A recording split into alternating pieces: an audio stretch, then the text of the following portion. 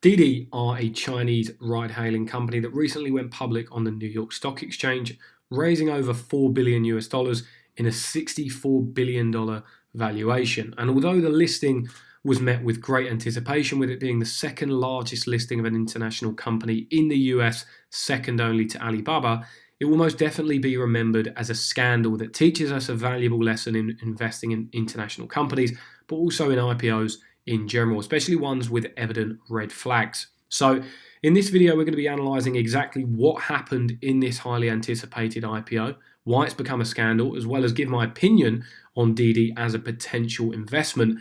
But there's going to be a second part of this video, and more importantly, I want to discuss what this means for other Chinese investments such as Alibaba, Tencent, JD and Baidu, which we have covered on this channel many times already.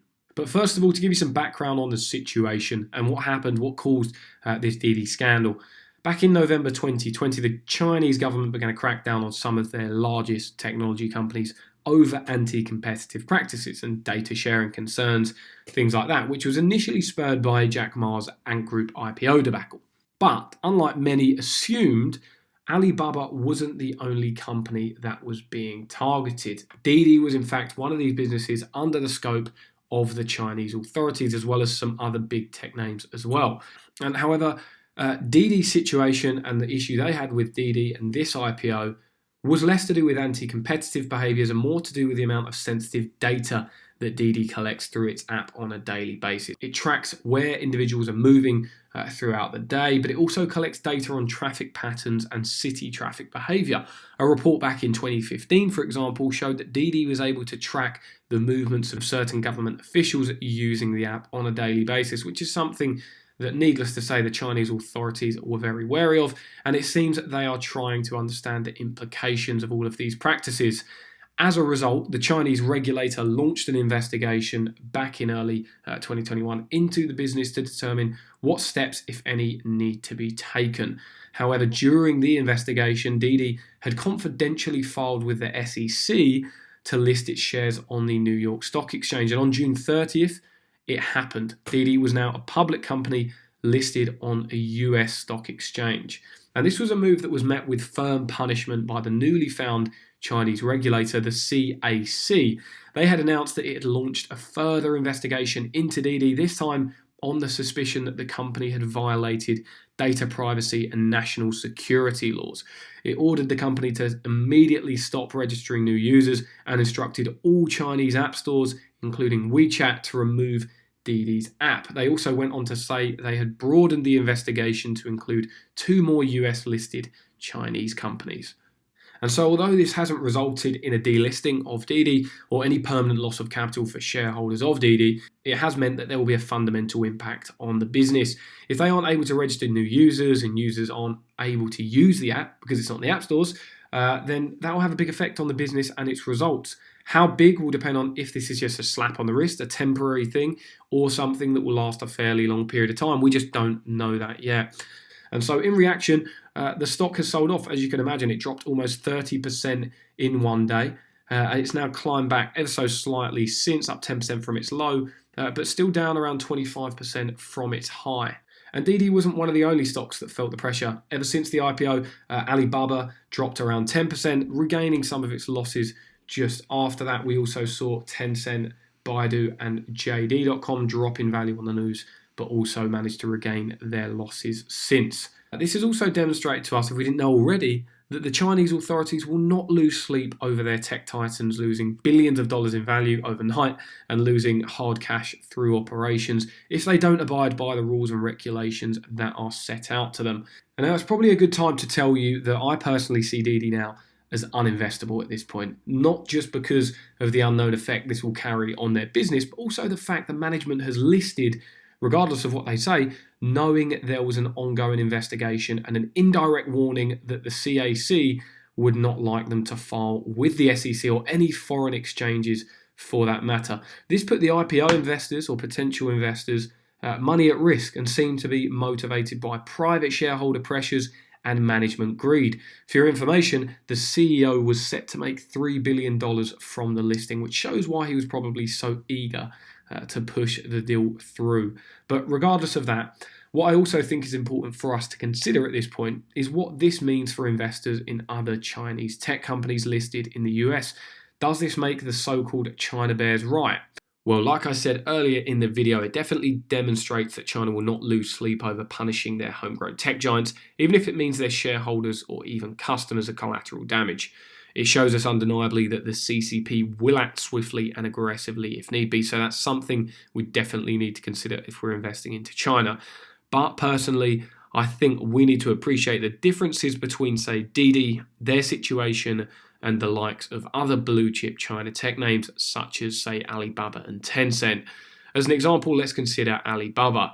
Firstly, Alibaba is already a public company and has been listed in the US for some time. So in reaction to this, any proposed changes to how a Chinese company can go public will not affect already public companies such as Alibaba. But secondly, and more importantly, Alibaba is a very respectable and highly regarded business with a capable and trustworthy management team. It's hard to imagine Alibaba putting their investors and customers, more importantly, in the same situation that DiDi have today. And the same goes for Tencent, JD, etc. So these inherent differences in the business and their current situation suggest to me that Alibaba and Co. probably won't ever see the same level of aggression, regulation and punishment that DiDi has recently. But regardless of these distinct differences in the business, of course, there still are some risks involved that have probably piqued people's ears up even more after this whole situation. And they're risks that the company themselves cannot really control. And that is the risk of a delisting. That is what has been dragging Chinese names down since the start of the year. As we can see, Chinese tech names since the start of the year to date, have lost around 823 billion in market value. And some people think it's not over yet. They're not in the clear, especially with what's happened with DiDi. This is telling us that the Chinese government are willing to act and will act. They will do drastic things. And so there are two ways here that there could be a potential for a delisting. And that's both from the abolishment of the VIE structure, which is the variable interest entity. This is essentially the entity that is need to be made up. It's an offshore entity that's made up to allow Chinese companies to list on a foreign exchange. Or there could be a delisting from the US regulators because they force a delisting if companies can't comply with the US accounting standards. These seem to be the main causes for concern. So firstly, let's explore the VIE structure issue. If China was to make such entities illegal, what would realistically happen? Well, it's one of those situations where it's not an issue until it is.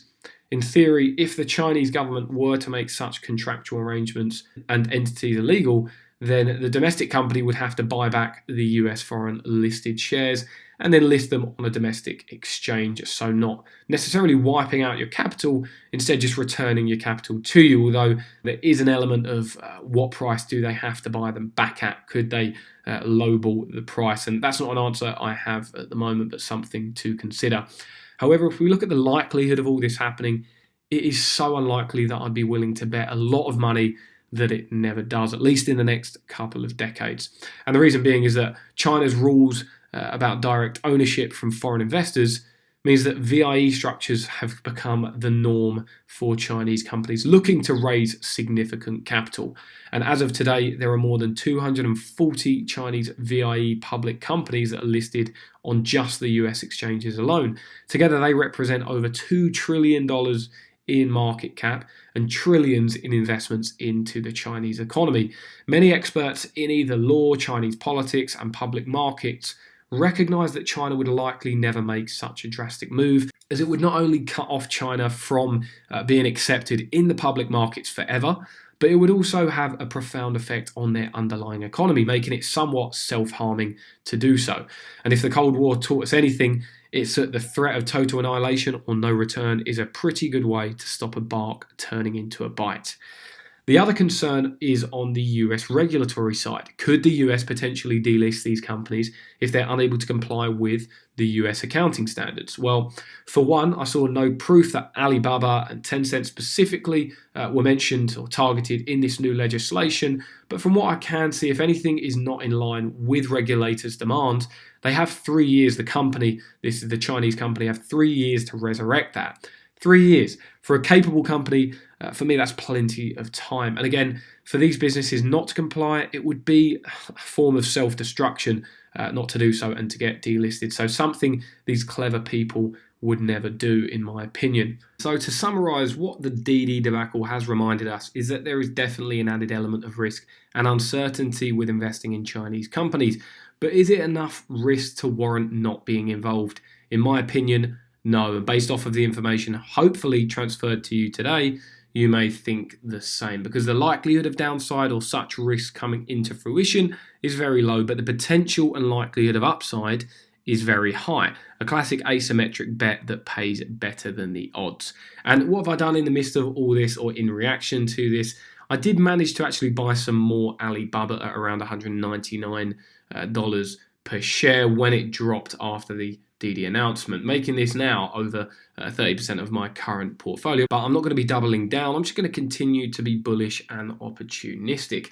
Every week, month, quarter that goes by with Alibaba and other names like JD, Tencent and Baidu trading sideways or down, and its business getting better and growing its revenues and earnings, is giving me better odds and a more valuable stock. So I'll continue to add to Alibaba & Co. as long as the prices stay at these attractive levels.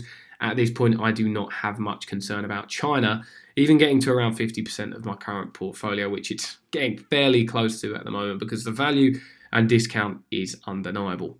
Of course, there is the question, will these Chinese names always trade at a discount relative to their US peers? Maybe they will, but the underlying growth and addressable market tailwinds are so much more compelling that the continued discounting will still likely lead to outperformance in the long run.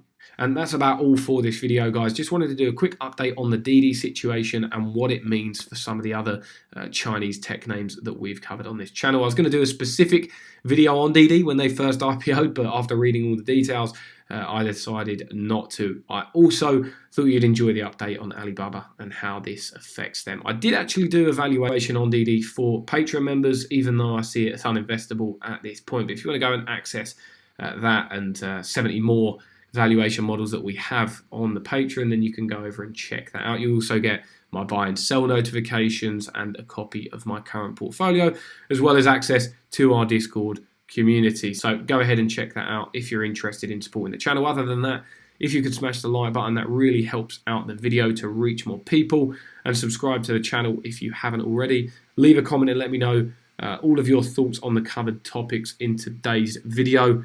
I will see you all in the next one. Good luck with your investments.